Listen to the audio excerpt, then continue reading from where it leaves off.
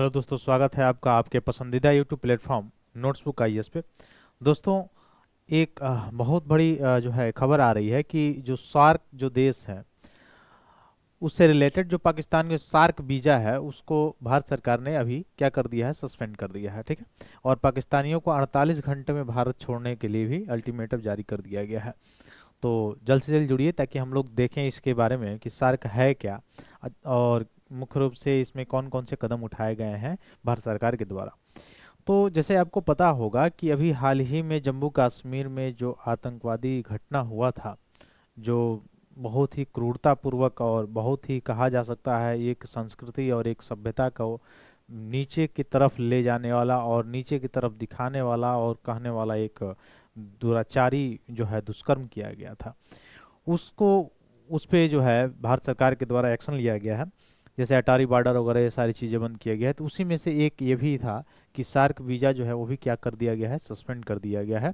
लगभग 2.5 घंटे तक जो मीटिंग चली है उसमें ये सारे निर्णय लिए गए हैं। तो आइए देखते हैं हम लोग क्या क्या चीज़ें हैं। तो जल्द से जुड़िए, अपने ग्रुप में शेयर कीजिए ताकि हम लोग अपने मेन पॉइंट पे आएँ। तो पहले हम लोग देखेंगे कि सार्क में कौन कौन से कंट्री हैं और कहाँ इसका हेड क्वार्टर है। तो सार्क में कंट्री आप देख पा रहे होंगे, एक तो अफगानिस्तान है, एक पाकिस्तान है, एक नेपाल है, एक भूटान है, बांग्लादेश है और श्रीलंका है। तो टोटल इतने देश जो हैं वो सार्क में शामिल हैं। यानी कितने देश हैं, तो आप देख रहे हैं 6 टोटल कंट्री जो है वह किस में शामिल है, सार्क में शामिल है। ठीक है।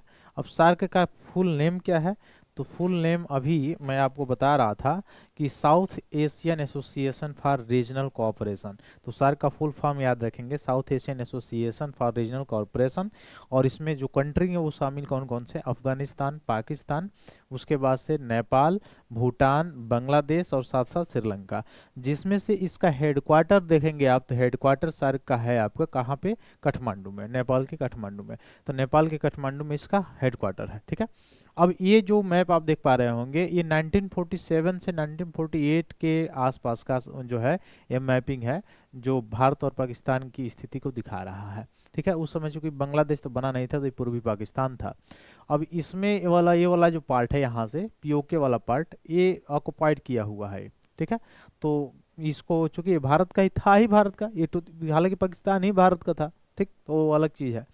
तो इसी पर डिस्प्यूट होने के कारण अब आपको पता भी चल गया होगा कि कौन कौन से कारण हैं जिसके कारण ये जो पाकिस्तान जो है आतंकवादी गतिविधियों को हमेशा बढ़ावा देता है। ठीक है। तो हालांकि उसमें उसको सक्सेस नहीं है, वो कहीं ना कहीं तरफ से वो अब क्या कहा जा सकता है ना कि जब गिद्दड़ को मौत आती है तो सड़क की तरफ भागता है, वही हाल हो गया है इसका। ठीक है। तो 1949 और प्रेजेंट के समय 1949 से लेके अभी तक के समय में आप देखेंगे तो ये स्थिति अभी जो है वो रही है। ठीक है। और एनेक्स बाय इंडिया ये वाला जो पार्ट है वो एनेक्स किया गया, वो तो आपको पता ही होगा कौन कौन सा 3 जो थे वो लोग नहीं मान रहे थे तो उनको एनेक्स किया गया। ठीक, ये सारी चीज़ें। तो आइए देखते हैं सार्क वीजा छूट योजना क्या थी। सार्क वीजा छूट योजना में था कि एक ऐसा कार्यक्रम था जो सार्क सदस्य देश जो थे उनको कुछ श्रेणी के लोगों को उस क्षेत्र में वीजा मुक्त यात्रा करने की अनुमति दी गई थी। ठीक है। जो भी सार्क देश के 6 कंट्री हैं उनको।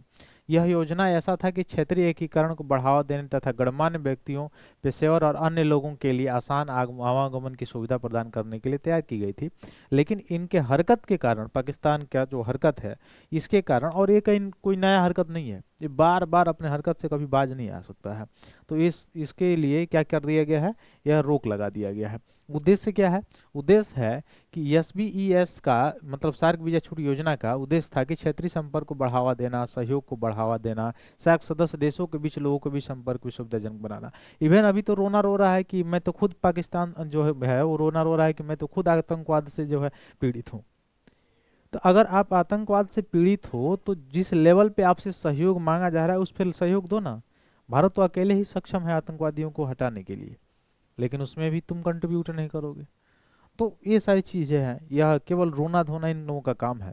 पात्रता अगर देखा गया तो सांसद, न्यायाधीश, वरिष्ठ न्यायाधिकारी, पत्रकार, व्यापारिक नेता, खेल हस्तियां, ये सभी कुछ श्रेणी जो व्यक्ति थे कुछ श्रेणी के, उनको इस योजना के लिए पात्रता थी, लाभ प्राप्त होता था सार्क वीजा छूट से। अब ये जो है भारत सरकार के द्वारा क्या कर दिया गया है, रद्द कर दिया गया है। ठीक है।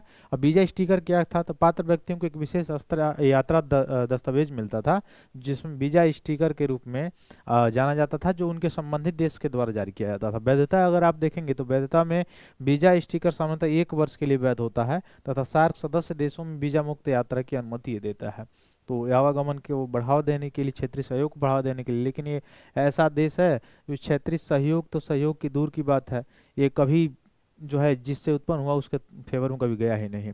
तो यह योजना किसको किसको, अफगानिस्तान, बांग्लादेश, भूटान, भारत, मालदीव, नेपाल, पाकिस्तान और श्रीलंका पे लागू होती है। और चूंकि जो है सार्क कंट्री यही 6 हैं, ठीक है, टोटल 6 अभी मैंने बताया भी था आपको मैप के जरिए ये कौन कौन से जो कंट्री हैं उस सार्क में शामिल हैं।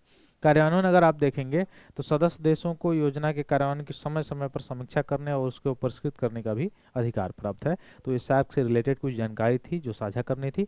फिर मिलते हैं हम लोग अपने अगली क्लास में, तब तक के लिए बहुत बहुत धन्यवाद दोस्तों। जय हिंद।